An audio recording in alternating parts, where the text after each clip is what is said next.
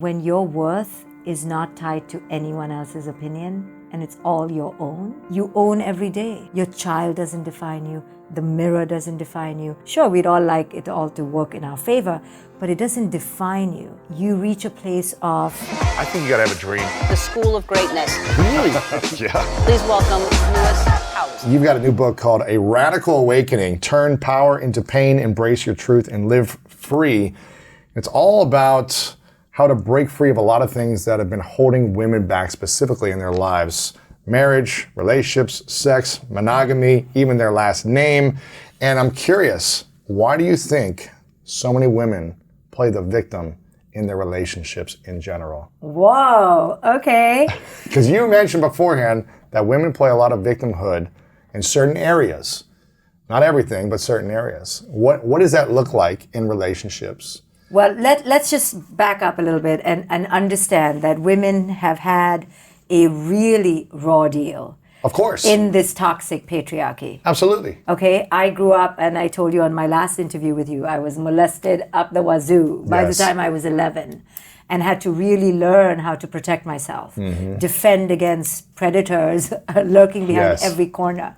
So as a woman, it's been really difficult for me, and I know every sister out there has had to deal with the toxic patriarchy. Yes. We've been trained to be quiet, trained to muzzle our true self, trained to play small back of the line after everybody's served on the table, trained to allow violation of space and mind.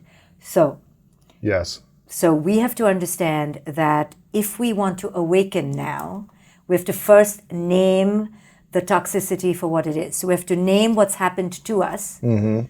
But then the radical awakening, which is what my book is about, is own how we now do it to ourselves. Okay, so name the toxicity. Does that mean like naming the abuse, the shame, the guilt, the insecurity, the fear? Yes, name the those objectification, the oppression that the culture has given us a really hard time and has really put us in a weak position. And call it. You know, so the women in the Me Too movement took a long time to come out because culture told them they have to be the good ones. They have to be quiet. Don't ruffle feathers. Don't rock the boat. Culture has subjugated us with these messages, and we have bought into them. Yes. So the first step is to recognize the cultural BS. Okay. And that we are living in a toxic matrix, and we have to redefine everything we've been conditioned to believe. Like what? Like Which you said, main things? The lies about beauty, the lies about being youthful, the lies about wanting to be in a relationship where we believe we should be owned and possessed, the lies around motherhood, the lies around love. You know, I talk about all these lies in the book. Yeah. So one by one, I systematically deconstruct and debunk these lies that have actually enslaved us. So that's step number one, is to recognize you've been living in a cultural matrix that has lied to you. Step number two, when you radically awaken though, is when you take ownership for how you are part of that co-creation. Okay. So when you talk about victimhood, we are victims. However, being and living in victim consciousness is where we get stuck. So victim consciousness versus victimhood, what is that? Well, if I'm raped tomorrow, I'm a victim of rape. Yes. If the man I'm with, if I happen to be with a man and he physically abuses me, that is called physical abuse. We should not be afraid to muddy the waters. Abuse is abuse. Call it what it is. Call it. I've been a victim. Don't hide from it. Don't not talk about it and be silent. Yes. Speak up. Yeah, if you've been a victim, speak up. Empower your children to say, I've been a victim. That's very different than living and being in victim consciousness. What does that mean? Victim consciousness is when you hold on to the perpetration and you now perpetrate yourself and you keep the power with the other person. So not forgiving. Not forgiving yourself or the situation or not saying it's okay what happened, but not allowing yourself to move on. Not healing. And not moving on. Got it. Blaming the one who took your power away. And we don't realize when we blame the other, we give them our power even more. Really? Right, we stay tethered to them. True empowerment is to take all power back, including blame. So how does, when something horrific happens to a woman, and they've got to go through man or woman, and they've got to go through a process of healing. Some of these things might take a while to heal, though. Absolutely. It might take years, right? Decades. Yes. If something really tragic happens. In your childhood. Exactly. Yeah. So how does someone not shame themselves for taking a longer time to let go and deal with the process that it takes for them, the grieving process, the pain process? What is a timeline that we should be thinking of on how we could reclaim that power? Well, Lewis, all my work is on conscious parenting for a reason. Because the pain and trauma inflicted by our parents or those early years takes a lifetime. That's what I do for a living, is I help people uncover how they're replaying the same patterns of the trauma bonds from childhood. This is our whole life, is to recover from the trauma. What was the main trauma for you that you still work through? The main trauma, which I write about in the book, was a pervading sense of unworthiness, which came from growing up in a very patriarchal culture. You never felt worthy. I never felt good enough. I was always looking for validation from the men in my life, or my achievement, or my title, my role. I'll be the best mother. I'll be the best wife. It was only in my mid-40s when my kid... 2 years ago? Just 2 years. Yeah. When my kid really grew up, that I began to look at myself, because I'd finished checking off like half the list. Yeah, went to the great school, got the doctorate, wrote the books, the New York Times, Oprah, all these things. Kid is grown up. Yeah. Now who am I? And I realized that I had been living a false self because the bedrock was unworthiness, and I didn't even know it. Until recently? Really? Until I had a huge epiphany, yes. Yeah. So who are you? So now I'm evolving, and that's why, to your question, there is no timeline. It's a process. You will be asleep till you wake up, and you often don't know you're asleep till you have some traumatic moment, till you have some epiphany. So I was on this spiritual path growing, and then one day I grew out of my marriage.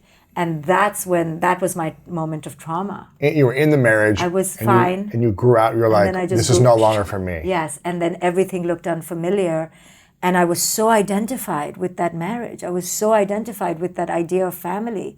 But I was no longer that person who entered the marriage.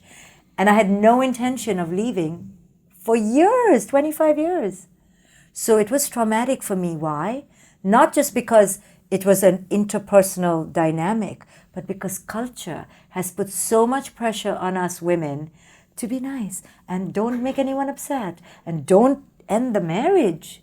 Don't work break through up, it. Work, sacrifice. Well, isn't there a part of working through challenges and not, it's like, okay, if there's a challenge, it doesn't mean you should end the relationship. No, it doesn't. It took me another 2 years after my epiphany to really to work through it and figure it out. I stayed, I worked through it. You must, because it's not the other person.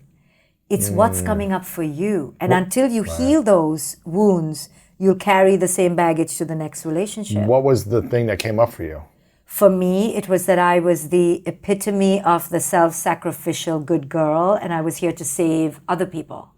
So after 25 years of playing this role, I burnt out. And I had evolved enough to understand my pattern that I am doing this because I'm so scared to be out of the relationship. I had become enmeshed and codependent in the relationship. So it was all me. The other person was just playing the role I put them to play. Right. You make sure you're really XYZ so that I can feel the same way I've felt all my life. We recruit people so that we can play the same emotional role we've played in childhood. Until what? Until when? Until we do all this inner work to evolve. So when I did all this work and it kind of collided with the marriage, now is the next confrontation of now what do you do? Right? I always say in my courses, all your relationships may break up because now you're a new you. Now is another path of a dark tunnel. Now you have to go through no woman's land as you redefine who you are, right? Now you're a whole new being. So you discard old relationships that don't work for you. You release with compassion those that are loving and kind, but you begin to redefine who you are. But people shouldn't be afraid of this. This is a natural process of evolution of the soul. We must evolve. Yes. But culture has told us to stay scared, to stay stagnant, keep appearances up, keep your relationship for longevity, not for growth. Marriage follows a longevity model, right? Oh, You're only successful if you're together for decades. Forever. Doesn't mind if you sleep in different parts of the house. One is in the basement, one's on the third floor. Right. Doesn't matter. The goal is you stay together. It's a longevity-based model, not a growth-based model. So I too was ready to do this for the rest of my life. You were married for how long? I was with the same person for 25 years. Wow. I don't really believe in marriage, so we can talk about that too. Gotcha. But I was with the same person. So for me, it's not easy to just leave, but we both needed to grow. And once we can decide as a couple that this is not working for our growth, we could release each other. Some do it more beautifully, some don't, right? Yeah. But we don't wait for permission. We have to follow our own North Star of growth and do what feels right for us after working through the process. So what's it look like to own how you are part of it so that you don't stay in victim consciousness? Yes. What does that look like? So the most important spiritual lesson I try to pass on to all my clients and all women is you are definitely a victim of the patriarchy. We never forget that. But within the patriarchy, you are now a victim of your own oppression. Victim consciousness is where you keep the consciousness of the oppressor, but make it your own. So now you objectify yourself. So give me an example. What's that look like for someone today? Oh my goodness, across the board. So if you just take our mental attitude, the culture has told us to be quiet, be kind, be sweet, be polite, and don't be powerful or real. So now, if a man molests us and it's a public space, that's why people in the Me Too movement had such a hard time coming out, because the culture has told us, so now we do it to ourselves. Don't say anything. Right. Pretend it didn't occur. Deny it. Or if our child, you know how many clients, women I have, whose children are being abused, but they turn the other cheek because they can't disrupt the family system. So this is how we do it to our children now. We do it to ourselves. Okay, take another aspect of our physical looks. We look in the mirror and we see now all the faults that we believe culture has told us we should not have. So we objectify ourselves. No one is a greater critic than ourselves. And for women and beauty, because we've been so objectified, we do it to ourselves. It's a daily onslaught. So we've taken what culture has done and we've made it our own. So how do we begin to recognize, because I think for years I didn't even recognize that I had traumas of the past. It's like I put them away. Sure. I didn't want to think about them, and I just focused on like accomplishing and achieving and being significant and being seen, because I didn't feel seen as a kid. So how do we start to identify the traumas of the past so that we can actually start to heal them? Yep. So there's two pathways. One is voluntarily or involuntarily. Okay. So very few people do it voluntarily. We're just like, what do I want to think about today? Let me think about my trauma. Let me improve my life and let me undo my patterns, right? So I went on a spiritual quest when I was 21.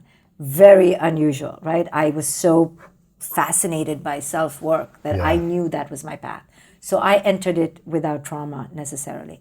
So the involuntary way is how most people enter. Right. An event occurs that's traumatic and this doesn't work, I'm going to break down. They hit rock bottom. Yes. So you have to really hit rock bottom. Right. So what does that mean? And as a therapist, I want rock bottom for my client. Yes. Why? That's the only way to go the next step. Yes. If things are 80% good, that's the worst place to be. That's the worst place. The worst place 80% is like, things are good right now, they're okay. Right. That's the worst, because you can't get out of that. You're complacent. Yeah. It's so hard to get out of that unless it's not amazing, but it's not terrible. I'd rather be everything falling apart, because then at least I'm like, okay, this keeps happening. I need to figure out a new way of being. Right. So what you're saying by that is that when we say rock bottom, what is really hitting rock bottom is our ego, our false self. Yes. All the ways we were pretending don't work anymore. What a beautiful gift that is. That's why I call it the gift of the rock bottom. Because when you get to that place, most people freak out. But therapists are like, come to me. Right. Because this is your portal, because you're finally without your defenses. The athlete doesn't work anymore. The comedian doesn't work Yes. anymore. Charmer doesn't work anymore. Yeah. Pretty girl doesn't work. Nothing's working. How amazing. Now you get to go deep to figure out who you are without those roles or labels. And a lot of people try to cling on to them Cling as long on. as they can. Yes. Because it's they're so scared. It's scary. Scary. So what about the voluntarily? It's hard to get there, right? Voluntarily, It's hard to be like, somebody let me who improve myself today. existential philosophers. I was like that kind of kid. Like I was always seeking. So I went for Vipassana meditation when I was 21 because I wanted to find out another meaning to this madness. I was like, I knew this was mad, and this can't be all of it. I needed to go on a discovery of myself. So I put myself in that position, but it's not typical. Yeah. You know why? Because we're in a rat race. We're on this conveyor belt, just chugging along, Yes. checking off the prescription list. Our parents have brainwashed us. Culture has brainwashed us. We're so scared to get off the conveyor belt, We're like, let me just stay on. Well, because we're going to upset our parents, our family, Everybody. our peers, Everybody. or whatever. Everybody. The most daunting practical thing that happened to me when I got married, when I was getting divorced, was how am I going to tell people, And then I realized, is that my problem? Like other people? And I realized, yes, other people is our problem because we're so tethered to what other people think, other people's opinions.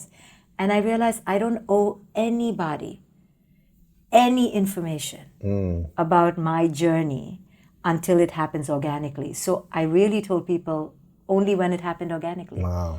And people got upset by that because they thought they were entitled. And I had to let them know this is something very deep and personal. This is my life, not your life. Yeah. You can't have an opinion about this. Like people are upset, they're crying. I'm like, you need to deal with your projections onto me because the projections are enormous. Yeah. They are. They are for everything. If you're famous, people project onto you. If you look a certain way, they project onto you. If you're broke, if you're rich, If you're broke, everything. It's like constant. Once you realize that, people are not even noticing you, they're just projecting, that's a huge turning point in the spiritual process. They're just projecting.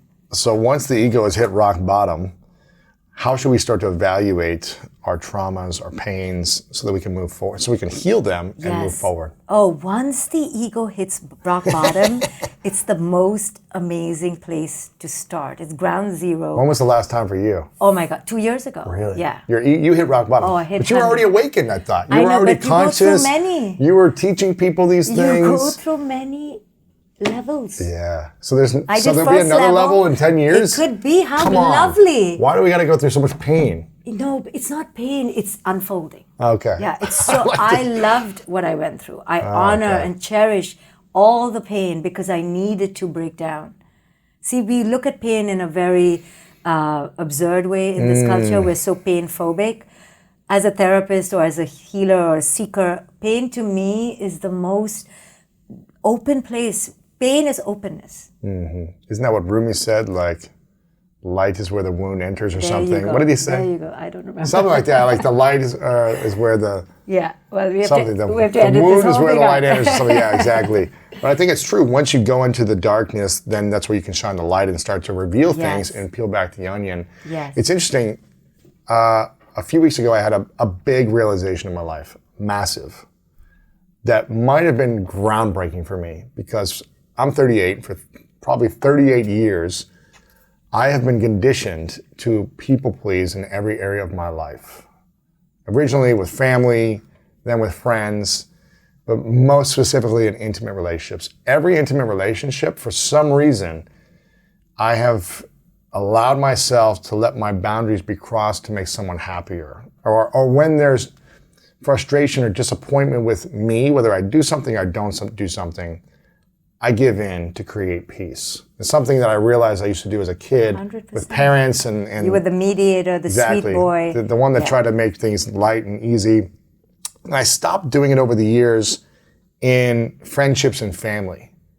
But I wasn't able to, for whatever reason, until a few weeks ago, going through some coaching and therapy, and something awakened in me that I was just like, I've been afraid to upset people my entire life. Yes. And every time I do something to make someone else happier, but then I disappoint myself. I betray myself, and I'm out of integrity. Very good. And I always feel a sense of like tenseness and tightness in the chest and the throat whenever that happens.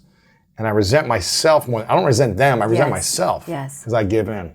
Something happened, and maybe you understand this because of the work you do. Something happened where I had this tightness in my chest, and I was feeling this on and off for years. Not because of someone else doing something, because of me. And all of a sudden it was like a ball of pain that all I can say is it like went together and it kind of like disintegrated. And I haven't felt that pain in my chest since that moment, since that, I don't know if that was a layer peeling back of awareness, but I felt like I was just like, I'm sick and tired of feeling this pain. Wow. And I think a lot of us have been feeling this low level or high level of frustration or pain or something inside of us. We've suppressed it. We've suppressed it. Yes. And I was not willing to let it go until recently. And it's the most freeing feeling. Yeah. Freeing. Yeah. And what you talk about in your book is like just being your truth. Yeah. Allowing yourself to feel free, which I feel like a lot of us, men and women, all humans, don't allow ourselves to feel free. Yeah. But you see, you couldn't have predicted that. I didn't know. You didn't even know it was coming. I didn't even know. That's why when you said, how many times am I going to go through this? It's a constant unpeeling. Watch when you become a dad, if you ever become a dad. It's going to be crazy, You right? haven't even begun unpeeling the gosh. ego Can you and imagine? the trauma. What was the biggest awakening when you were in the first 2 years of being a mom? Oh, What did you have to deal the birth with? of this whole conscious parenting, when I saw how unconscious my ego was to have significance through this infant. I was like, look at me, don't look at him. Look, I was Really? like talking, you have a crazy talk that you become aware of when you become a parent. What was your talk? Judgmental of my infant. Judgmental of your baby? Yes. It's like a 1-2-year-old? Yes, that don't Like make me feel so bad, okay? I'm trying to understand. I'm just saying that when you become a parent, You're like, you don't become cry too much. Why are you? Yeah, am I like, not oh my doing God, something wrong? wrong with the kid. Something's wrong with the kid. Oh, the kid doesn't look like me, looks like my mother-in-law. Oh, the kid is acting like this. Oh, kid is not Indian enough, kid is the other person's culture. This is in the mind. I'm not telling my kid. Right. You begin Right. You're saying this to yourself. You begin to become aware, if you're aware, at your crazy talk. Wow. And you begin to get alarmed. So when I heard these inner voices of judgment and control toward this being who I supposedly unconditionally loved, that's when I realized, oh, that is the voice of my ego, my fear, my control coming out, and I want to micromanage this being into a puppet. When I was aware of that, and it was traumatic for me to see the shadow within me. Really? But that's what birthed my whole work in conscious parenting, when I saw my own unconsciousness. What's the thing you're most proud of and least proud of as a parent? I'm least proud of those moments where I'm unable to trust my child. Do all parents? I mean, it's probably all know, parents don't yeah. trust their child, right? 100%. Because they make stupid mistakes. I used to do the dumbest things as a kid. Yeah. You hope that you can trust them, but it's like But we have to understand that they got to make their own mistakes too, I know, right? but the reason you are you is because of all those mistakes. A lot of mistakes. Right, but you can't prevent or preempt mistakes. What happens if you prevent them or suppress them too much from figuring it You're out? projecting utmost fear and terror into your child. Your kid is going to stop living. So every time I put my fear by not trusting, I curtail her. Now, it doesn't mean I let her smoke marijuana at the age of 7. Right, and drinking back all night. I trust you. Yeah, drink all you want at 8. Yeah. This is about how I can see when I project my own terror. So whenever I've done that, I have not been proud. And what am I the proudest of is that I've truly understood that it's all about me and I've done my work. Every time I see her react toward me in a way that upsets me, I know it's something within me. So I'm able to turn that mirror inward, and that's my one achievement in parenthood is I can look at my crazy now, so much crazy. So when your child screams at you or gets angry at you in the past about something, were you able to just look at it from a different perspective and not allow your ego to be attached and say, no, you're wrong, and be in the argument? Is that what you're saying? You could just kind of detach? Well, it's taken work. I'm Yeah, very you're still old in and it. many years ahead of you. Yeah, a lot of work to understand two things. One, the child is acting the way they are because of something in them. right? So they're not doing anything against you as a personal vendetta. It's not a personal attack. It's something inside them, right? We only act badly because we feel bad. Is this in relationships also, intimate relationships, that the other person yelling or screaming or getting angry or blaming, it's not about the other person, it's about them? Yes. When they're getting angry? Yes. So how should people who are in intimate relationships respond when the other person is yelling or blaming or getting angry at you? At first, you're going to respond in the typical way, which is fight back. Defensiveness, right? Defensive, angry, right. you did it, no, I did it. But when you begin to see that this is the dance, at some point somebody has to stop the pattern and go, oh, we have been here before. This game doesn't work. It's a dance. Somebody has to break the pattern. Somebody has to misstep, not show up in the room, turn away. And what happens when that happens? Then the other one has to fall, right? Because they have to dance alone. Or they try to grab onto you, right? So it's a dance. But the most beautiful gift we can give our partners is to say, I see that you're hurting. I know you want to make it about me, but I can't play this game right now. Oh man, it's really hard. Oh, but you grow up. You grow up, and you don't be part of somebody else's drama, and they have to grow up.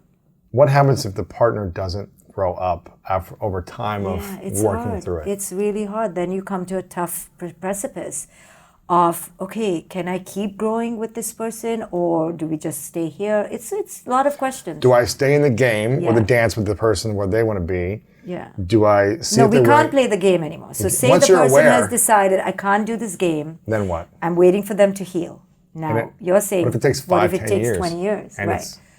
Incremental. Now you have to make a very tough choice. It's hard, and you know how hard it is for women and mothers to make those kind of choices? Very hard. With children, with all the pressure that culture has told them that you don't get to walk out, ever. Women have to be the glue. But if their partner isn't growing, what are they supposed to do? And that's why the way we live right now in these nuclear little pods is so unhealthy for our women, because they can't get out of these relationships. What do you mean, nuclear little pods? Like we're living in nuclear families, right? We're not living on a commune in a bigger community. Families, small, tribe, isolated families. Isolated. So if the male is abusive or toxic and is holding the money, what does this mother do? She's been conditioned to be quiet, to be submissive. Now she's given up the money. Now she's raising children. That's why women and mothers need other women to support them in a toxic patriarchy that we're living in right now. Sure. And men can fulfill that job too, of providing support. I'm just saying our women are getting neglected, especially the mother. She wants to be a businesswoman. She wants to look skinny and amazing. She wants to.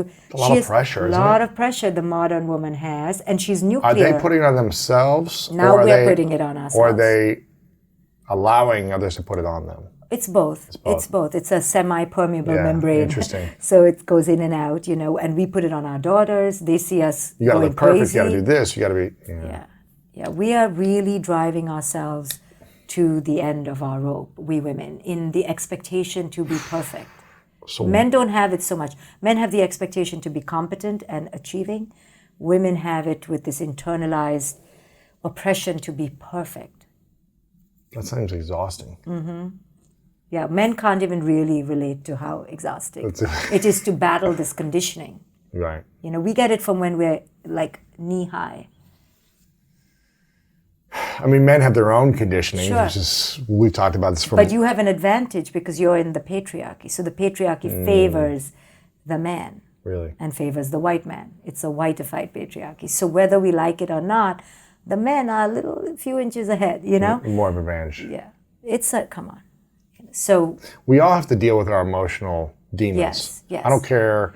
Right. What so there advantage are 2 levels, right? Yeah. So there's culture. Yes. So in the culture, men have an advantage, the white man especially.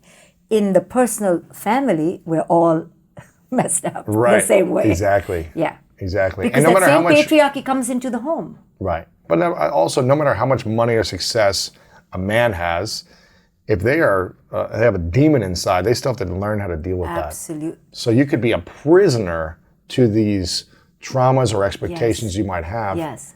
Yeah, it doesn't mean you don't have advantages in life and could but be you're father. still dealing with the same demons. Exactly. In the home, that's why I do the work in conscious parenting.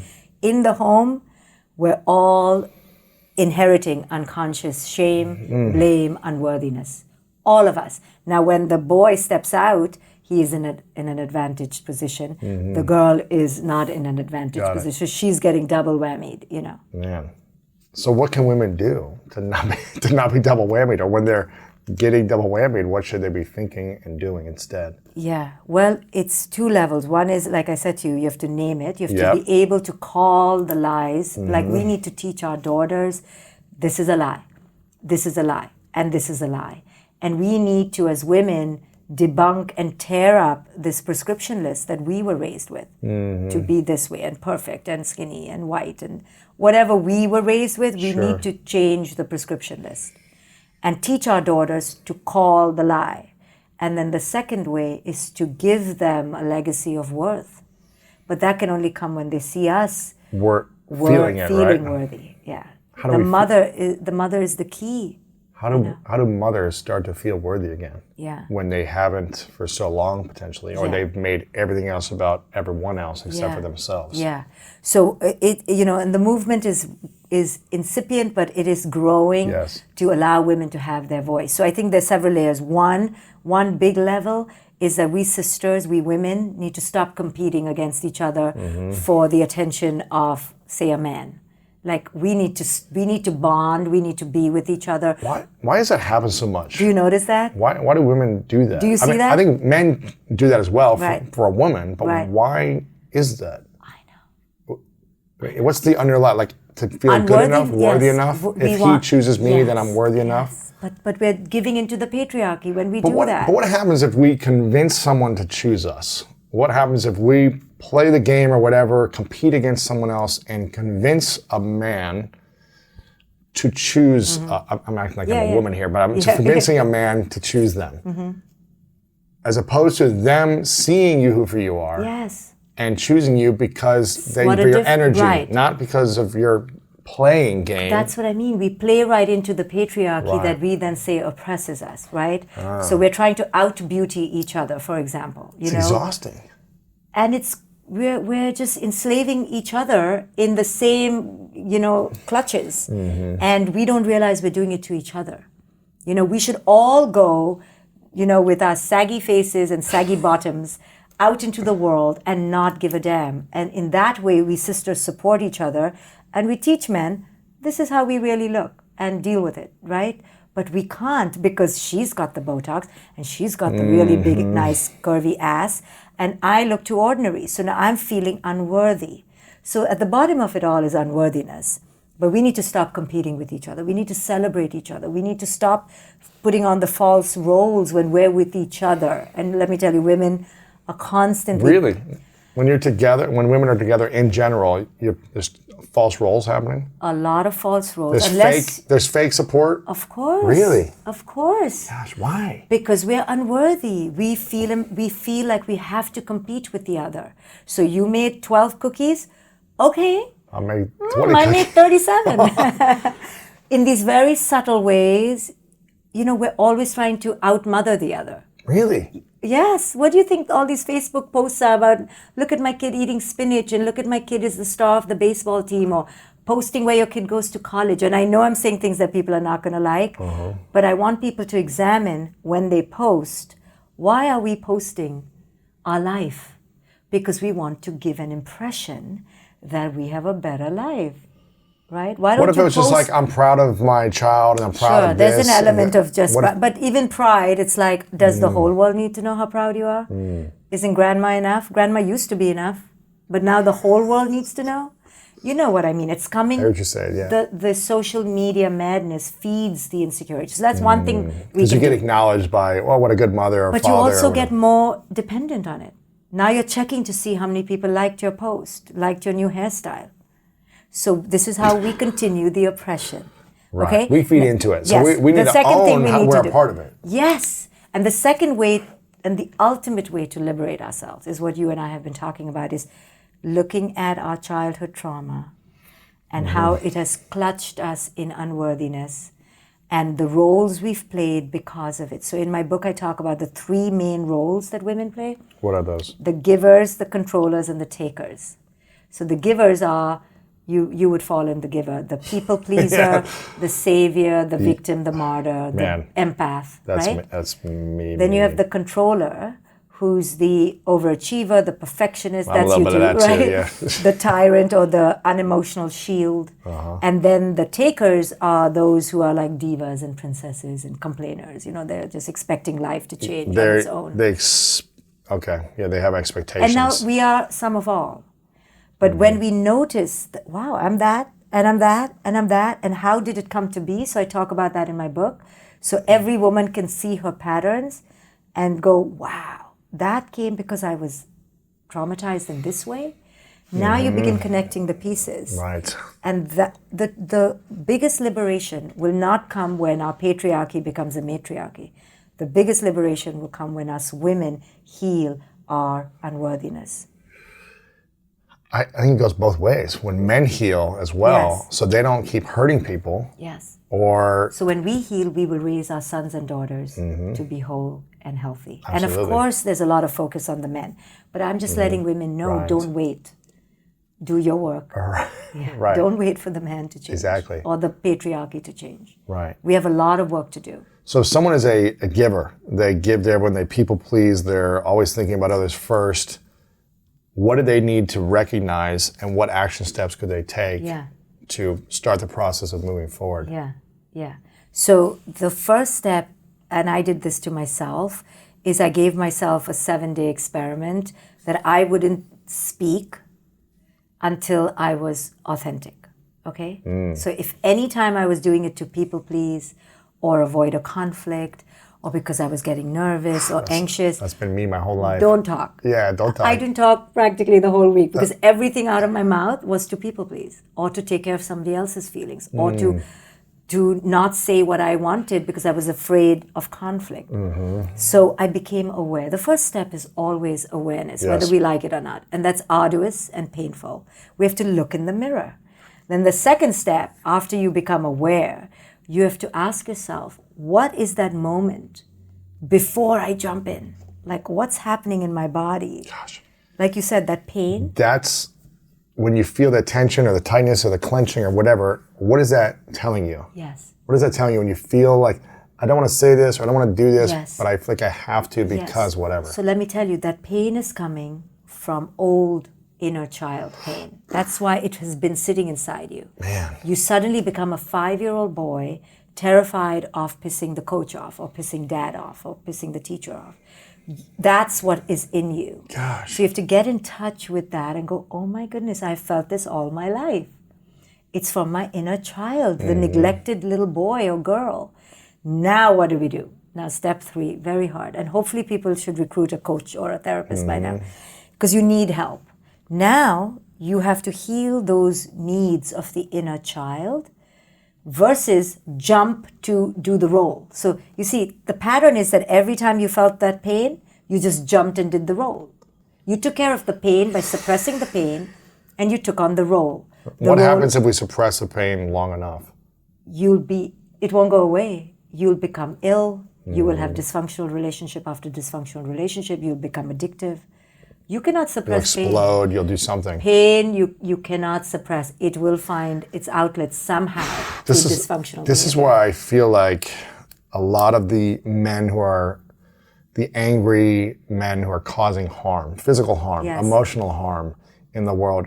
Have emotional suppression. Now that I've been through a lot of it myself and still growing and working through it, I can see it for what it is and know that, okay, they haven't healed something. This is why they're so angry, defensive, needing to win at all costs, whether it be politically, business, relationships, intimacy, all the domestic violence. There's a pain there that hasn't been healed. Yes. A lot of men are unwilling to look at the pain. Sure. Or they've been shamed for their pain or whatever it is as well, just like women. A lot of us in general. So how, once we feel the pain and we have this awareness, how do we actually start the process of healing? What does healing look like from the 7, 6, 8-year-old who's dealing with this still? Right. So now you recognize it's a pain I've carried all my life. I see now the pattern. Now I have to reparent myself. So I talk about reparenting a lot in the book. Taking our sovereignty back means taking our healing in our own hands. And I talk about how we can become the inner mother that we never had, or the inner father that we never had. And you have to do a lot of inner dialogue to stop yourself from playing that role, right? You had to stop yourself from being the pleaser. Then you felt the inner child. Now you had a breakthrough. Yes. Yeah. It's a breakthrough moment. This was literally like, it was one of the, it felt like magic. I'm not lying. This is so recent for me. It's so like, it felt like a ball of pain that disintegrated. And it literally shrunk. It was taking over my whole chest, and it shrunk, and then it just like disappeared. And I was like, wait a minute, what just, it was the weirdest thing. You know, I've had experiences where, and I tell people, you know, the pain came out of my hip and it shrunk. Really? Because we store pain in our minds in different ways and places. Somebody stores it here, so you have an experience. We don't know whether it's real or not. It doesn't matter. It feels like that, and you can't explain it to anybody. It's so weird. I know. It means that the way I look at it is that the power of your awareness disintegrated, burnt through the ball of pain. That's insane. But awareness is our greatest spiritual sword, and we need to use it. We're so scared to look in the mirror. It's scary. all clear. But you see, when we come from unworthiness, we're in denial. Because we're in need. If we're in need for love and worth, and we're constantly saying, do you see me? Do you love me? Do you know me? Do you validate me? Do I have permission to exist? Then that is the fuel for all our behavior. So we can't see. We're hungry. When you're hungry, you know how cranky you are. You can't really think straight. Your brain is fogged up. Our brain is fogged up with unworthiness. We can't see straight. So the first thing we have to do is understand unworthiness is fueling it, not real love. That's a hard lesson. Oh, man. Yes. Need, not love. I tell so many couples, you need her. I don't know whether you love her yet. And they're like, yes, I do.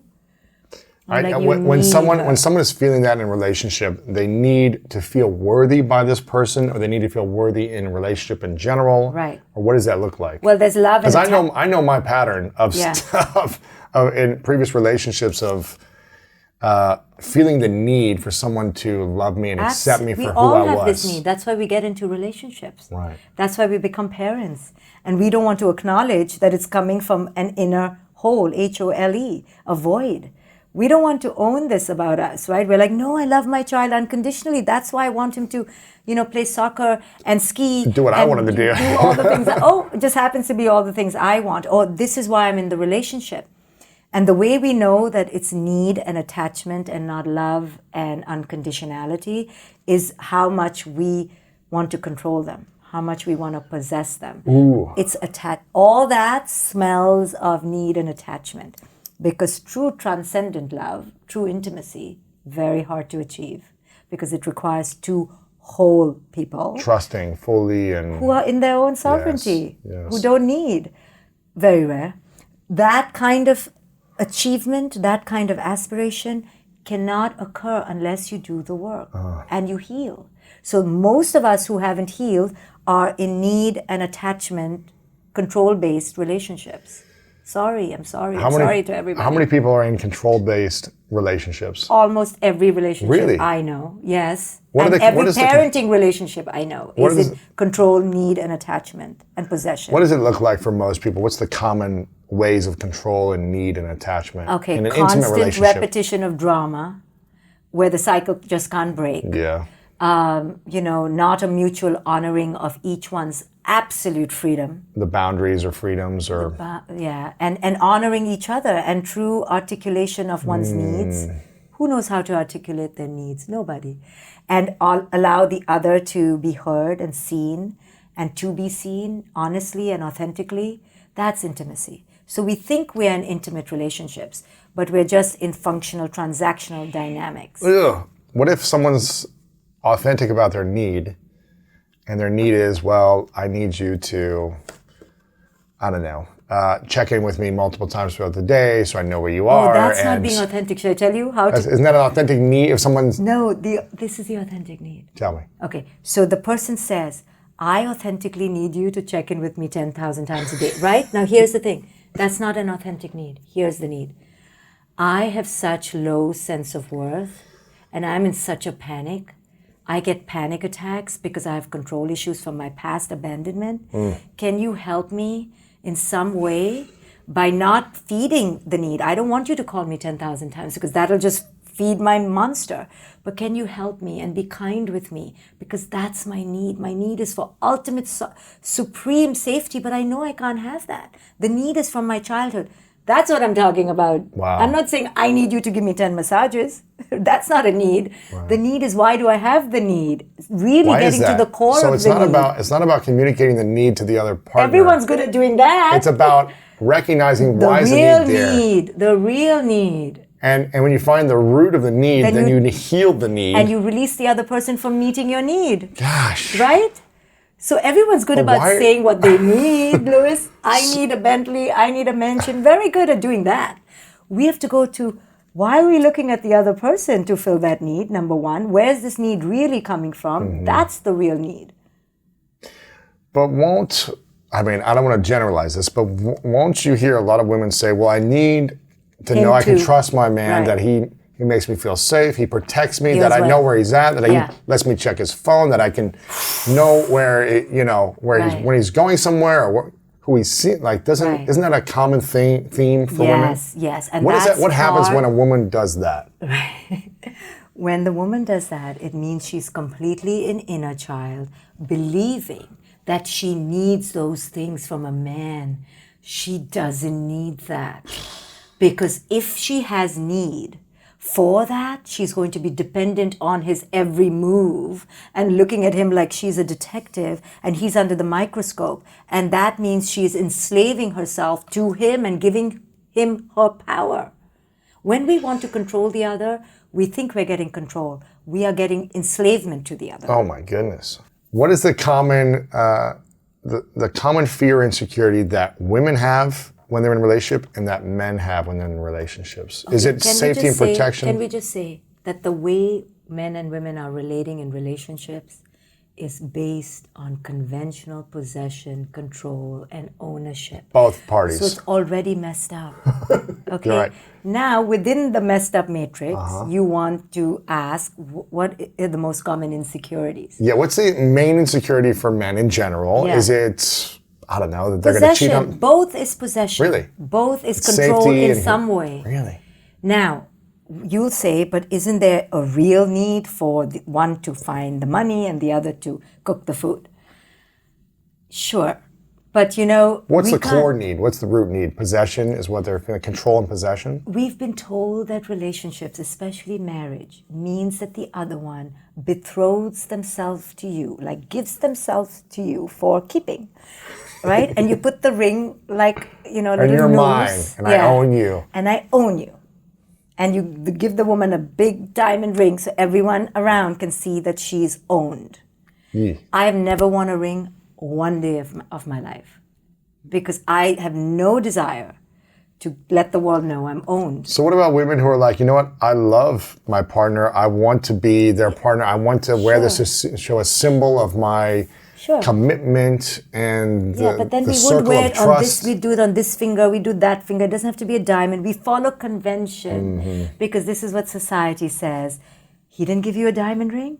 Or the bigger the ring, the more the love, We know it's convention. And then the comparison, it's like, it's not, you can have many Sally symbols of love. got a bigger ring, so maybe there are many symbols of love. It's funny that we all have the same symbol, right? So it's not creative anymore. It's not spontaneous. Every relationship should have its own symbol. How come we all want the diamond ring as the symbol, right? Yeah. Because it's convention. We're conditioned. We have to own how we've been conditioned for these things. The diamond industry is so happy with us. Super happy. Right. Yeah. They're like, we really told them that these little pebbles mean something. And they all bought into it and they all make their partners buy them. And if they don't buy it, it's a sort of betrayal. The industry is making whopping profit over our buying into this. Yeah, being brainwashed. This is just one way we've been brainwashed. We've been brainwashed in every way because it's a consumer society. What should be 3 questions that, say someone's starting to date someone, they're 3 months in, 6 months in, and things are moving along. I have the questions. And you want to ask 3 questions to determine if this relationship has the chance of being Growth. powerful, Growth, growth-minded, yes. acceptance, you're not controlling. What Yes. would those three questions be? Well, you first want to know how much inner work the person has done. You want to talk to their therapist. You want to see the appointments. You want to know how long they've been doing this. No, I'm just kidding. Yeah. You'll get a sense of their consciousness quotient. Okay, Yeah, that yeah. is number one. Yes. You have to see how integrated is this person from their childhood to their adulthood. Have they worked on their wounds? Here's the challenge. Everyone shows the best version of themselves in the know. first year. It's such a farce. And they act like they've done this in general, right? So how do you truly know when everyone's on their best So behavior? you don't move in. Oh, Don't move in. You want to hang out with that guy or that girl? Go ahead, yeah. Did it with the, You it's don't like, get so excited in that first year. You know that each one is trying to present the false self. So don't you know that? So don't give in for the first year. You know it takes time. So you can't be jumping to the altar right away, right? yeah. So number one is, what is the consciousness quotient? Mm-hmm. And then I would, I'm a little unconventional, so I will not find anyone probably, but it's because they'll fail my questions. So I would ask them about their beliefs about, all the stereotypical institutions. And I have done so much work deconstructing cultural lies that I want to be with someone who has deconstructed the bullshit. Same thing. Otherwise, you're fighting against values, beliefs, Yes. ideas. Then it becomes a schism of basic values, And the more work we do, the more you deconstruct what the bullshit is. You can't be with someone who's bought into the bullshit. You're distancing more and more Correct. your beliefs. So I think consciousness quotient, which is healing from childhood, and then the cultural BS radar, how Yep. good is their BS radar? And then the last thing would be, just how present they are. Are they worthy of their own love? Are they whole? That's all connected to the first two, but it then shows up in that person because they're present, they're radiant, they're joyous, they're liberated. You can see liberated people because they Yeah. don't need anything from you Right. because they're whole. They're not expecting anything. They not don't ex- need they don't something to judge you. feel good. They don't judge They you. are good. And they're bursting with that. Yeah. So you feel it. That's true chemistry, right? You want to be attracted to the essence of the person, not to their sports car or their bank account or the way they look. Right, because or, that's going to end. That's transient. Consciousness lasts. You're living with the person's consciousness. You're living with the person's inner demons. Because after the first 2 years, when the cars are old, you've Bored, been yeah. bored, and you've done that. you travel the world. You've done, yeah. Now you're living with the inner child. Do you like the inner child? That's what we go like, whoa. And your inner child comes out. So does your inner child know how to play with their inner child? And that's when you say the bubble bursts. But it's no one's fault. It's because we both presented with the bubble. So now we're at a Don't fall in love until 2 years are up. Then fall in love. What if people I are know. like, this is amazing, this is It's not exciting, amazing. and we're It's connected. the illusion.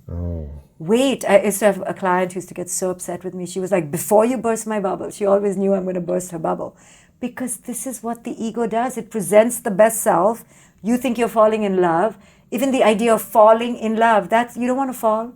You should not be falling. Right. You should be standing. Rise, You should be stand, standing yeah. solid. Yeah, exactly. So the fact that we fall is because we are falling for the illusion. And then we're upset in 2 years that another relationship didn't work out Jeez. because it was the false self, the survivor, who was holding on. And after some time, the survivor stops, right? The ego breaks down, and now you see each other's raw self behind the prison wall, and you're like both convicts looking for the other to rescue them. I call them twin beggars.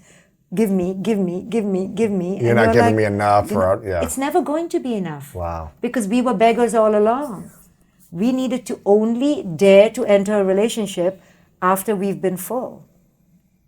Very hard to do, I know. So we're going to beg away. How does a 23-year-old She doesn't. get full after? She goes through the pain and the pain, like we all have gone through, heartache after heartache, blaming the other, crying to our girlfriends. He didn't do this. She didn't do that. And then everyone commiserates and go, yeah, he was really was terrible. horrible. He was horrible. Leave him. What a terrible bad man. Yeah. A bad girl. Right. We're bad, good, good, bad. We don't realize it's just inner child to inner child, trauma to trauma, beggar to beggar. What happens when two people who have truly healed their traumas. I mean, done the years of work. Yeah. They're not expecting. They're not holding grudges. They're not resentful. They're not needing something. Yeah. What happens when those two type of people get together? I think there's such a thing as a beautiful intimacy. You know, I talk about intimacy where you truly can see the other person, but as their own being. And you don't need anything from them. You don't need them to be a certain way. And they know, and you know, that it's a journey. So we walk together for some sunsets and maybe others we don't. And each is okay with that. We'll be sad if the other one walks away, but not devastated or broken. See, we sometimes think to be broken is to have really loved if they left. Similarly, when our kids go off to school or college, if we don't cry, that means I didn't really love my kid. We have this weird romance around crying a lot or pain or brokenness. That means we really loved. No, love is freedom. So we need to be happy for the other person when they go to their other lover. That's big. That's big, right? But if you truly loved that other person, then how is it about you? It's what makes that person happy. Very hard, because culture has raised us with possession and monogamy as the main goal. So anyone who deviates from that is a freaking cheater. And we know what we call cheaters, you know? Yeah, it's interesting. I'm just listening to you and thinking about my life and my journey, and I've always, I'm no way am I a perfect human being, but I've always wanted the best when relationships didn't work out, and a lot of them didn't work out well. Like there was arguing and frustration on both sides, me included. But then I was like, okay, we're not working out. And I've always wanted them, I hope they find someone that's a better fit for them. I've never felt like the girls ever want me to be happy afterwards. Like, he needs to go down. He did this to me. He ruined my life. It's like, I've never felt like anyone ever wanted the best for me. And it's... But you can't blame us because we've been conditioned that when a relationship ends, it means the other's to blame and there's been a betrayal. It's their fault. Right, and betrayal. You know, we fully bought into this idea of betrayal. And I don't believe in betrayal. I believe we only betray ourselves. Ooh. You know. What does that mean? What does that mean? It means that when we enter a relationship without understanding that we are going to be with the other person's inner child, yes, we betray ourselves. We want daddy, or we want Prince Charming, or we want Mr. Perfect, or Miss Perfect. You can be in a same-sex relationship. And we put on the other the expectation that they will be there for us in the way we need. They'll be our savior, our hero, our fixer, our knight, right, or whatever. Of course, we all want that. That's lovely. But that was the job of mommy, not another human being. Our parents are supposed to be there to help And us they could grow. barely do it. Right. So how is this person going to do it? But we put on them this unconscious expectation and burden. When they don't fulfill it, instead of wishing them well and going, I get it, I'm an inner child too. I must have been really hard for you to deal with. Or we're both misaligned. You know, our inner children were just fighting in the sandbox. I own my part. Thank you for showing me yours. It's not aligned. I get it. Yeah, we had a season of life. We learned something, hopefully, and we move on. And and say the guy cheated or the girl cheated. We look at the cheating not as a personal betrayal, but as it's a message. Yeah, okay. He wasn't supposed to be with me that night. He felt like he needed to be somewhere else. He's following his soul. But she's like, oh, but he lied to me. Of course he lied to you because he knew you'd react like this. And now look, you're broken up, right? Right. No one ever says, where were you last night, honey? You can tell me and mean it, right? Every guy knows, don't ever say where you were. They don't mean it. Right. The woman will kill you. We are raised in a conventional idea around man and woman. It's changing now, you know, with all the gender fluidity and all the ownership of rights for all kinds of affiliations. We're changing the paradigm, but still at the core is this paradigm that there's an ownership between the two, and that is the dysfunction. It's toxic. We all want to own everybody. We all wish that the world was our puppet. Of course. Why do we have that? Because it's a childish desire to have control. You know, I want you to say exactly what I want because then I'll feel competent and in control. Really? Yeah. And what does needing control mean? We need to feel safe. Yes, We need to feel yes. protected. Child stuff. I want to be secure. Mommy's going to come in at every, hour to Right. check in on me. I want predictability. So the greater the kid or teenager didn't have predictability, they're going to go reactive. Either they're going to silence that through an addiction, or they're going to go into mass control, either through mass achievement or mass obsession of the other person. I feel like I've done all those things in my you've done past. mass achievement, Everything. mass control, mass possession. Manipulation, Sure. anger, resentment, don't do this, control, all these things, especially in your 20s. You wanted to make sure you would not be that helpless little boy Absolutely. who didn't have predictability, but you didn't know you were doing it because of that. I had no idea. It was so unconscious. Yes, nobody knows. So unconscious for so many years. Nobody it wasn't knows. until I hit 30 when I started to really realize, a lot of the trauma I haven't even talked about because I've been so shameful of. Yeah. And just the process of talking about it allowed me to heal an element of Yes. certain things, but not everything. Yes, we have to talk to a trusted Yes. confidant or a therapist. You must talk, because talking allows you to hear your own narrative, and then somebody or you can both go, oh my God, I said the same thing as my mother. Oh my goodness, at 7 I felt this, at 11 I felt this. You have to narrate your life. That's why it's called a narrative, because you have to create a consistent narrative to integrate your life experiences. So people poo-poo therapy perhaps, or think they don't have the time. Well, I think it's some of the greatest time you can spend for yourself, Yes. for your inner peace, for awareness, for greater levels of love for yourself and compassion for others. Yeah. I don't think I'd be as compassionate, understanding, and again, I'm not always compassionate and understanding, but I don't think I would have the levels of intimacy and connection and love to myself or others without on and off therapy, coaching, workshops, emotional intelligence training, like all of it. And I think it's so important for so many people. Are you still practicing? Yes, You're still seeing? I see people Really? on Zoom. I have a full practice. I have a coaching institute where I train people to become coaches, and they're going out into the world. Wow. So for me, self-growth and self-help is the cornerstone of my living and my being. What happens when people say, you know what, I'm not into therapy or self-growth or developing myself or looking at my pain. I don't need to do that stuff. My life is good. Things are fine. I'm succeeding. I'm winning. My relationship is good. What tends to happen in general to people like that? Well, you as a coach or a partner recognize that they are in resistance because nobody's life is so good until they've done a lot of work, right?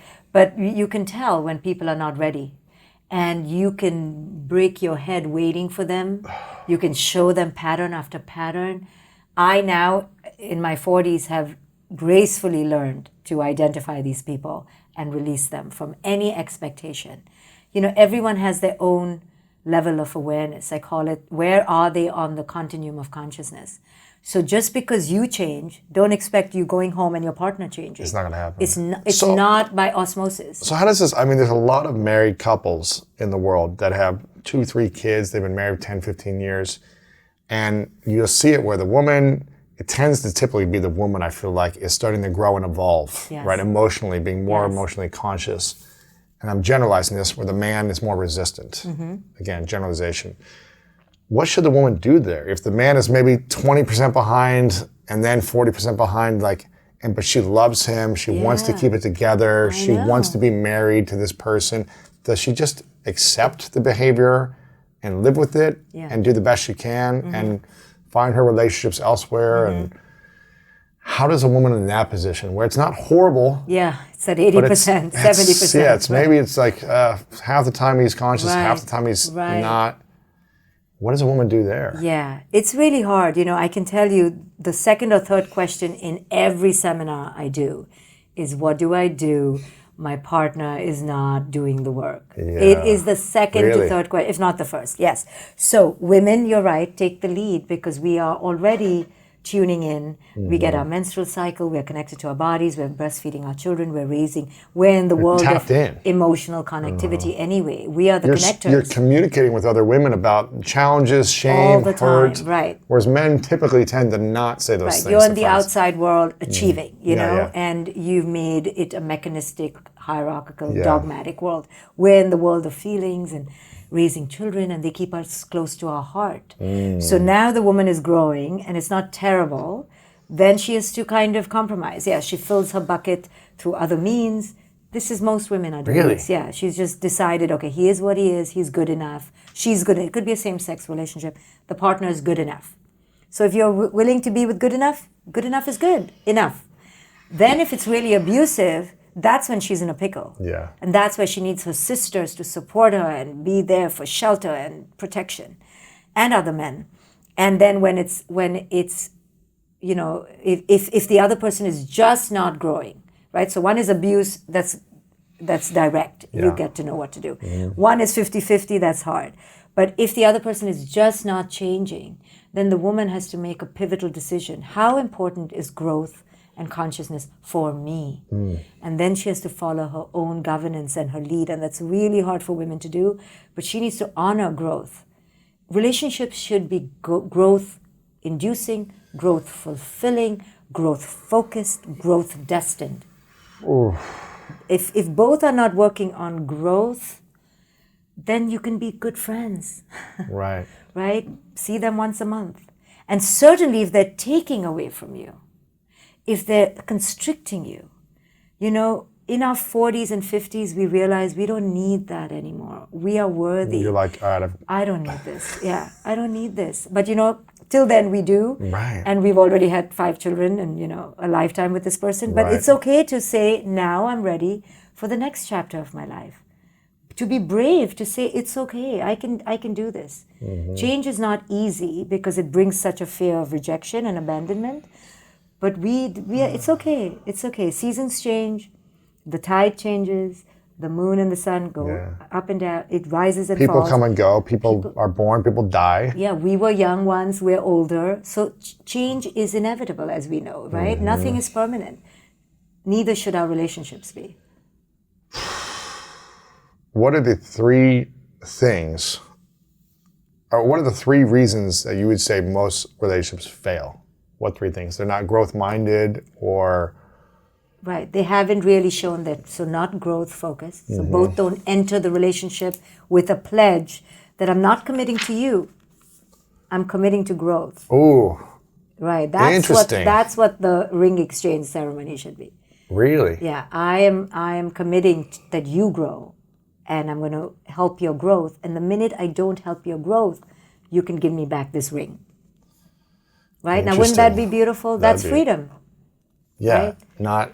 you can not grow for the rest of your life, and I have to be with you About forever. sickness and till death do us part. Right? Right. It's death of the ego. You can abuse me, It you can should be- you emotionally abuse me, but physically I'm going abuse to me, stay with and you. I'm going to stay. Yeah. It should be till death of the ego. And if then we want to stay, great, right? Oh, The interesting. ego is going to die. Yeah. So it should be growth focused. And then I think both need to do their own inner healing and show up as their true self.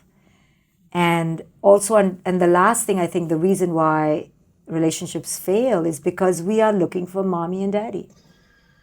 Oh, man. What happens when we look for mom or dad? Well, it's not if we look, we are looking for mom and dad. We place a great burden on the other person to fulfill that role. And your partner is not your mom or your dad, they're your partner. And they're just a fallible, bumbling human Human being being. with their own demons. So they're not psychic, they're not dad, and they're not your mom. You know how many times in my relationships I've said, I'm not the mother, I am not the mother, But we women want to be the mother, so that's our little trap. And You want to be the and mom to the partner? Yes, and that's the worst thing we can do. Why do women want to do that? Because we have a savior mentality, and we're like, it's our nature to nurture. So we want to save everyone. It is the most damaging thing we can do to our partners because we don't let the males in our life grow. Because we are like, we want to be everyone's mother. That's our issue. That's our sickness. We want to please and nurture and save. We want to be the mother in the ego, But that's the most dysfunctional But thing then for the- us and them. But then the romance is, but I want to have a rescuer, someone who saves Exactly. me. So then the woman wants to have daddy and the savior, and we're talking stereotypical relationships. Okay, it also applies for same gender. Of course, really. Yeah, Same in gender different does ways. same thing? I think in different ways we put expectations that the other can heal us and fix us and make it all okay. Because inside we're all 5-year-olds. So when the person who's being treated as mom and dad realizes that they're being put in the mom or dad role, that takes a lot of courage because you don't want to hurt the other person, but you gotta say, like I said many times, I think you think I'm some long lost dad or long lost mom, and it's hurting our relationship. So let's go to therapy right now because we got to break this. I am not who you think I am. And you know, projection is so powerful. They don't see you. They see the other. In so many moments of my life, I used to move because I was like, see, you're not even looking at me. You're seeing your mother or your father. Or You're what not you want seeing me to be or yeah, I could something. tell. You know, you're not seeing me. It's a projection. So at first, I liked the projection because I was in my false self and I wanted to be the rescuer. And you were... I was happy. You Then were you worthy realize, of helping someone, yes, or you could... and you thought, and I was, you know, the other person plays that role too. I'll rescue. I'll be a people pleaser, right? You were a people been my pleaser. whole life. So now you're happy that somebody's treating you like daddy or mommy. You're like, I want to be a people pleaser. Right. Then you begin to realize after 2 years that we are both playing these roles. Yeah. I'm faking it by pretending I can rescue you, and you're faking it as if you're in love with me. You want daddy or mommy. Right? But both people don't even know they're faking it. I know.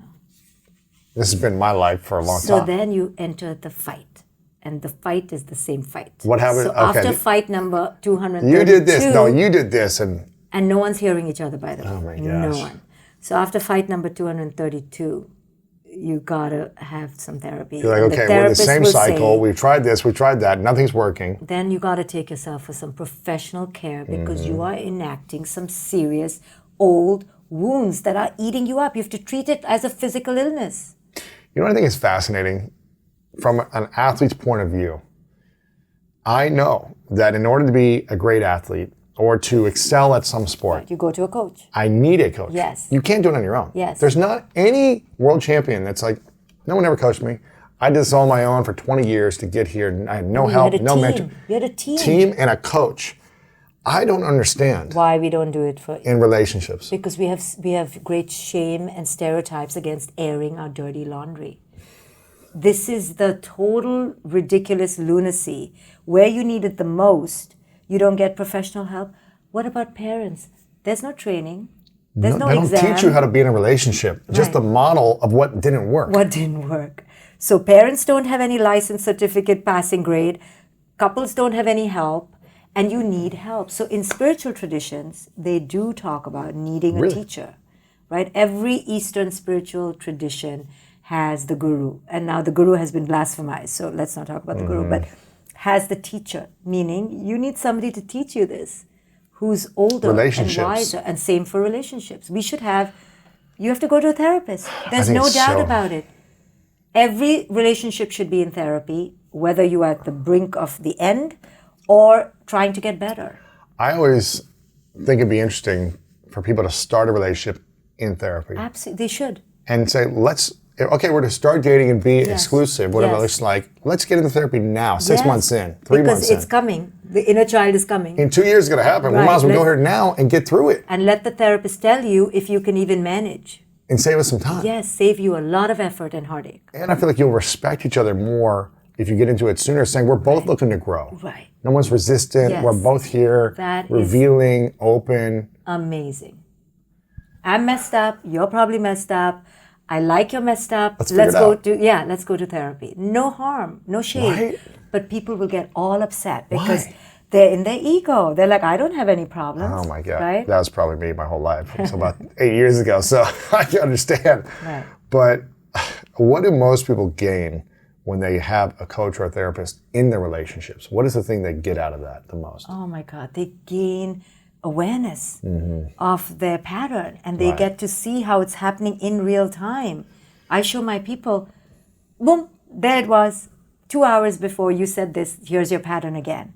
So they can catch the dysfunction and disrupt the patterns in real time. So they save themselves a lot of years of you know? How do we learn to embrace the truth about ourselves, even if we're scared? Yeah. Whether it be a pain or shame or whatever, how do we learn to actually embrace it? Because that's what your book's a lot about. Because we have to have greater fear for what will happen if we don't. Right. It will eat us up and break us down. And this is why the involuntary is probably the easiest way. It's when you hit rock bottom or when something tragic happens or a near-death experience or a divorce or breakup or bankruptcy. When that happens, it forces you to look at the pain. Yes. Right? You have no choice. You have no choice anymore. Yes, thank goodness. I don't hope that on anyone. I hope we can all be consciously aware and voluntarily go into the growth. But unfortunately, for probably, 90+% of us, we've got to go through something. But I will tell you, once you commit to this path and break free from the cultural lies and the tethers of the institutions and people and what people will say and living for others, you do reach a place of great lightness of being. I never thought I would experience this lightness. Really? What do you mean by lightness? Like freeness, light energy? Yeah, because finally, when your worth is not tied to anyone else's opinion and it's all your own, you own every day. Your child doesn't define you. The mirror doesn't define you. The interview doesn't define you. The ratings doesn't define you. Sure, we'd all like it all to work in our favor, but it doesn't define you. You reach a place of healthy distance and space, and you begin to flourish. Like you feed yourself, and that's a beautiful feeling. What should define us? What should define us is the awareness that we are only interconnected beings. There is no permanence. This is all an illusion. If we can keep, this is what I keep in my mind. It's all cause and effect. Whatever I'm seeing right now is through eons of cause and effect. We're interconnected. So there's a we are, like what matters to me matters to you. If I hurt you, I hurt me. And everything is impermanent. There's only the present. So these are the things I live by, and that's what I chase. Yeah. What do you think is going to be the next breakdown in your life, whether it be 5 years, 10 years, 20 years, where you have a new awakening? What's that thing, the next level of ego death that you think you'll need to go through? Yeah. That you haven't yet? Yeah, I think, the physical death of, say, a really close person. Like, I only have a few, but... You haven't experienced that yet? I haven't experienced that. So I can't claim to say I'm going to be fine and I'm not going to go through some other epiphanic shock. But in terms of the material world, the physical world as I see it right now, in terms of house, relationships, money, I think those I have released. You've released. I don't identify with those. What was the thing you held on to the longest? The idea of being the perfect girl and keeping my family together, I couldn't let that go. It was very hard. How many years did you stay in that space when you knew like you needed to let it go, but you kept holding on to it? Yeah, I would say I used to convince myself, and it was so worth it and it was so important to me that I didn't even know I was resisting or fighting a conflict.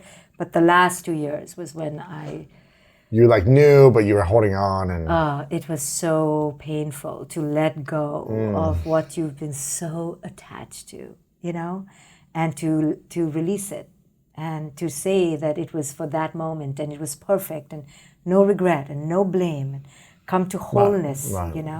Yeah, it was very powerful. Is attachment one of the roots of suffering and pain, Yeah. or is it something else around suffering? Well, why do we attach, right? So we have to understand what attachment means. Attachment means that we are believing we are that. Give me an example. I am the wife. I am the mother. I am the achiever. I am the role. That identity. The identity. And in essence, we are interconnected, cause and effect. There is no solid I. So the I am doesn't exist. It's a we are. And the I am only exists in the, in the energetic, not in the ego. So when we attach to something that is outside of us, we are now going to suffer because that is not going to last. Nothing lasts. Everything dies. So fame comes and goes, beauty comes and goes, youth comes and goes, achievement. So you have now claimed that as you, and you don't know who you are without that. So that's why you will suffer. So when you drop that and you discover who you are, something more cosmic, more spacious, more liberated, now you don't need these things. To feel worthy or enough or significant. Interesting. Yeah. Do you think we're more driven by significance or safety? Like, do we want to be more significant and acknowledged? Yeah. Or do we just want to feel safe? Yeah. Or the significance bring us more safety? Yeah. No, I think, it's like Maslow's hierarchy of needs. Safety, trust is the primal core foundation. And when we didn't get that as children, we're shattered. Right? If we're looking for safety, we're in trouble. Really? Yeah, because we're not going to find safety anywhere. Where do we find it? It doesn't exist. It was only to be found in that primal bond with the earliest caregiver as an infant. As an adult, it's an eternally unpredictable, unsafe world. Therefore, when you don't have that primal need met, the world is forever threatening to you. And everyone's an enemy. Every moment is a disaster.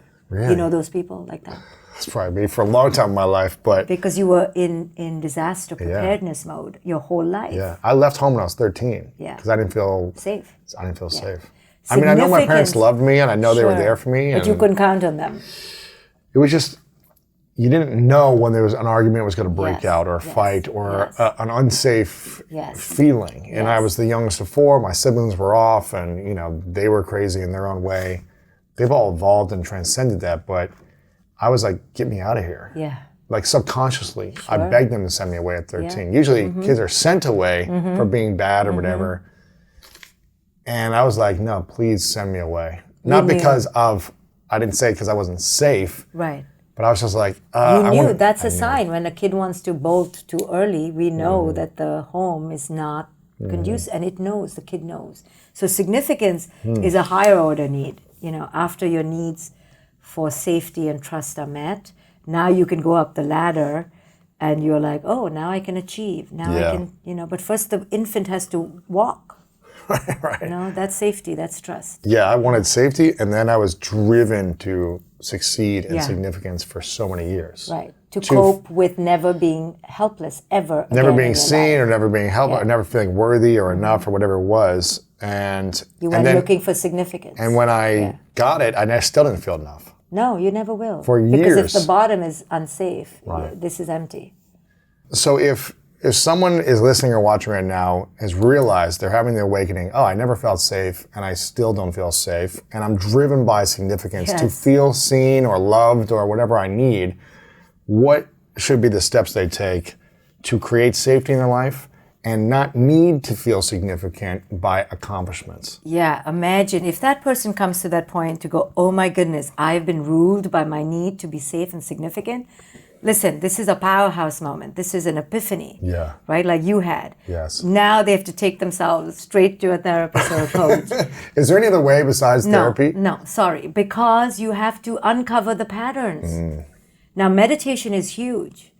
I've been meditating since I was 21. It is huge. Meditation gave me wisdom to understand the cravings of the ego. Right. So that's why I teach East meets West psychology and spirituality, because both together was beautiful in my life. Yeah. But I needed both. You needed meditation and endless and coaching or therapy. Work, yes. Yeah. Okay, so that's the next step. Don't try to trust yourself and figure it out. Allow someone to support you and coach you through it. Yes. Just like an athlete would to become his best self or her best self. Yes. That's true. Yes. We wouldn't just go and say, I want to win the World Series and do it on our own. We wouldn't write a book without an editor. That's true. What would we do? We wouldn't learn the piano without a teacher, right? We won't go to school without teachers. So why, when it comes to inner work, we don't do it because the very thing that blocks us from doing inner work is the very thing that blocks us from thinking we need to do inner work to go and get help, right? It's the ego Right. that I'm perfect. Everyone thinks they're perfect, yet everyone I have met has been broken in such a significant way, Louis. Not just like a little bit broken, like shards, lambasted, torn apart, bomb blast in their childhood. I've rarely met individuals who were raised by conscious parents. I can maybe say a few. You wrote the book on conscious parenting. Do you feel like you were a conscious parent to your child? No, I was not. I was not. I really wasn't. And, you know, but I'm trying not to have shame or guilt about it, but I really made quote unquote grave errors in terms of my own ego's needs for control and possession. I caught on pretty fast by the time she was 3 about what I was doing. And since then have been course correcting. Got it. And teaching others. And the reason I could correct it fast is because I've been on this path. I'd been meditating and I still messed up because no one prepared me for how that parental ego looks. I knew the ego in relationships. I knew the ego around food, around looks. I didn't know the ego around the parents. So now I've helped other parents to discover their parental ego. So hopefully I've helped other parents not do what I did. Right. Even when you're researching this, teaching this, coaching others, it's still challenging for us to follow through on certain things. Yeah. And we all you've need never these done. I've never met this child before. Do you have your own coach? I have intermittently relied on coaches, but I take a lot of courses. Yeah. I'm always doing my work. Every day. I don't let myself go. Yeah. I'm on myself. What does the work look like for you? What's a non-negotiable on a daily basis? Like in terms of my life. For your life, yeah. Whether it be your... Non-negotiable now for me is ultimate alignment with my inner voice. So I don't say yes to things that are not aligned. I don't go for lunch. I don't eat things that are not aligned. Really? I'm become pretty... When did you learn how to do that? Over the last, my radical awakening. The last couple of years? I was inching forward and now I've just stepped into it. Like recently I just told someone, do not show me this person's photograph because it triggers a past issue with this person. I don't even want to see a photograph. So taking my self-care and my alignment in a really adult way and cleaning up my life so it really matches with who I authentically am. And I'm not serving anyone else's ego. Wow. I will not talk to people.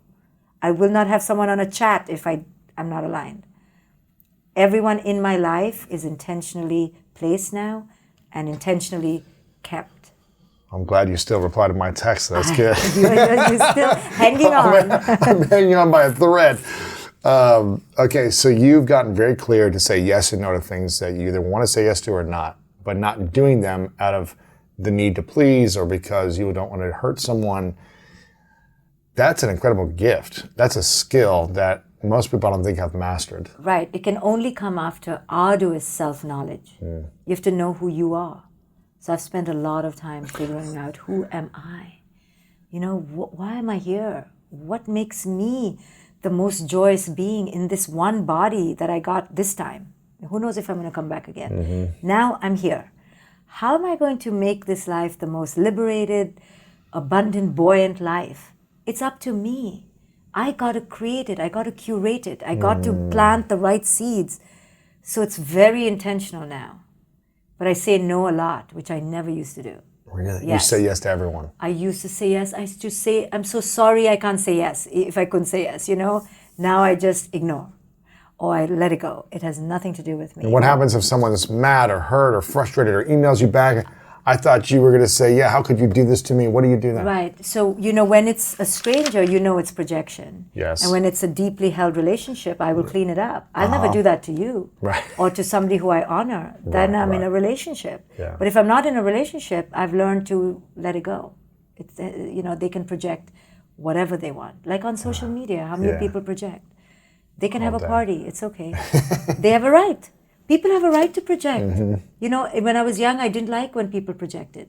I thought they didn't have a right. Now I realize, you can have your inner child and your inner child can dump all its crap on me. What am I going to do with it is the question. What do you do with it now when someone's dumping on you or yelling at you If or there's angry no or remedy, disappointed? How could you, Dr. Shefali? Right. If there's no inroad to their consciousness, you gotta walk away. You gotta disengage. Right? But in the past, I used to get upset that they used to dump. Now I say, oh, here's another dump. Now I finally, in my last decade, understood. Of course they're going to dump because they're an inner child. I used to protest that. I used to resist it. I used to get angry with it. How can you be an inner child? Now I've accepted, how can they not be an inner child? Now I see it everywhere and I'm very accepting. But I get to decide if I stay, if I accept, or I leave. Yeah, a coach told me once, like, when someone's throwing their anger or projections onto you, they're trying to give you a gift of trash. And you can either receive and take the gift or say, no thanks. It's your choice. Or just pass it along. Or Right. But don't be upset with them that they're trashing on you. They have a right, you can walk away. But that feels horrible, especially for women, because we've been trained to be trash receptacles. The garbage bin. Please give me your trash. Right? Now I empower women to go, oh, they can give you their trash. Don't blame them. Don't expect them to be different. Because we're always begging the other, please be different. But what if we're like, okay, you know what? That's not the environment I want. I don't want to be a place where someone dumps trash. Even if I take it or not, I just don't want that environment. After some time, that's why I said if there's no inroad, you gotta walk away. Or you gotta accept it and say, this is gonna be my life. I can't change them. Maybe they'll buy you fancy shoes or cook you some nice food at least.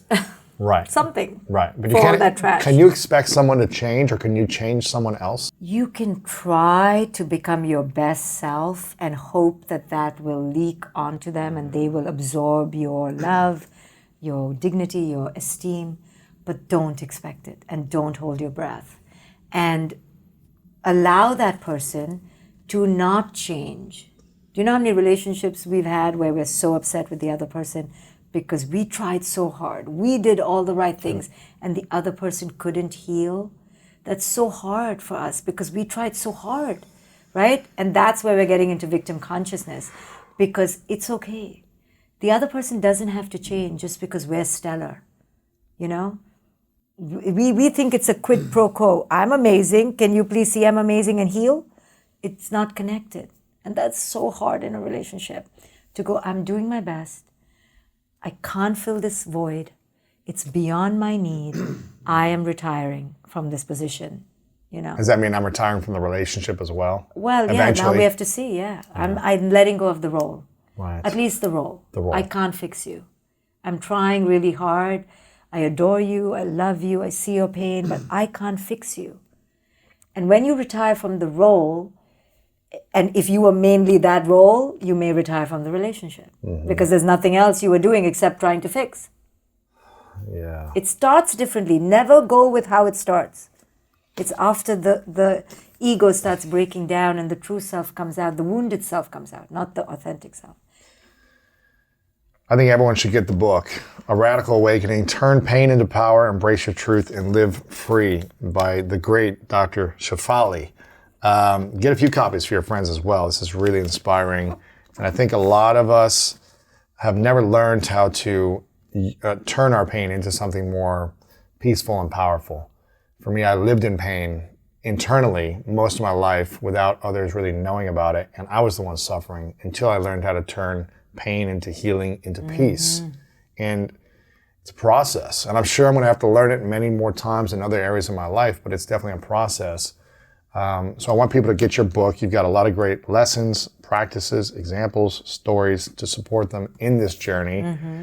Because most people may not want to get a therapist right away. So get this book if you don't get a therapist right away and go through it. I have a couple final questions for you.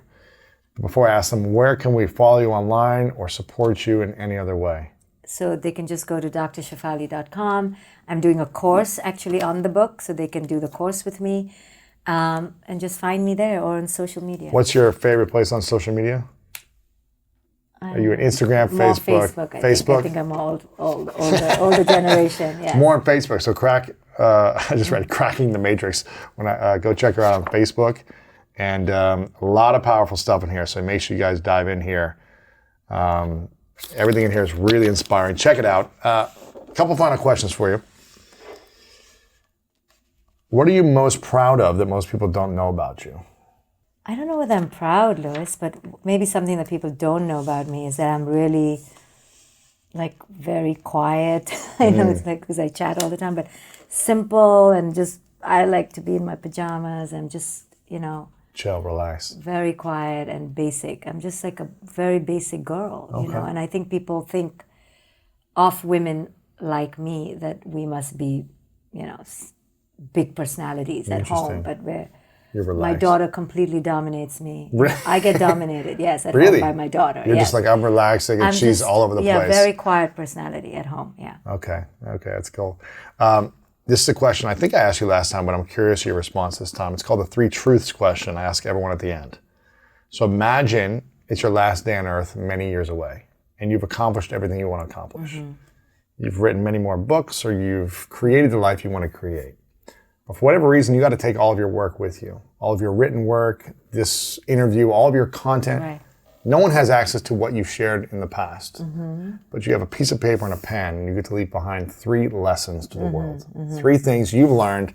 This is all we would have to remember your information by. Your message to the world. I call it 3 truths. Nice. What would be your 3 truths? Wow. I think number 1 would be wake up to the lies of the matrix and don't sell your soul to culture's lies. It's a lie. Number 2, it's your destiny to be your authentic self and to live free. So claim it. Don't believe that giving it up is a virtue. Ooh, yeah. And I think the 3rd one would be, why I named my daughter Maya. It's just all of this is an illusion, and it's so insignificant in the cosmic scheme of things. Your ego makes things significant, but the freedom comes when you realize you're not that significant. You're not. There's freedom in that for me. Yeah. Yeah. Those are beautiful. I want to acknowledge you, Dr. Shefali, before I ask the final question, for constantly evolving yourself, for constantly growing, shedding, and creating information for us to awaken ourselves and to heal our pain and to learn how to parent our inner child, all things that no one's ever been taught how to do. A lot of people haven't been taught how to do. So I acknowledge you for showing up.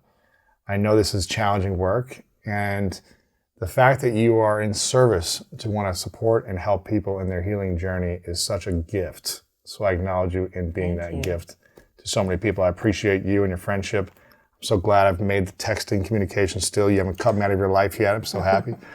And my final question is, what's your definition of greatness? Daring to be real and authentic. That's greatness for me. Dr. Shefali. Appreciate you. Thank you, love. Thank you. Thank you. Appreciate thank it. you. If you want to learn how to make yourself more desirable in relationships, then check out this powerful interview with relationship therapist Esther Perel. The love stories per se are not life stories.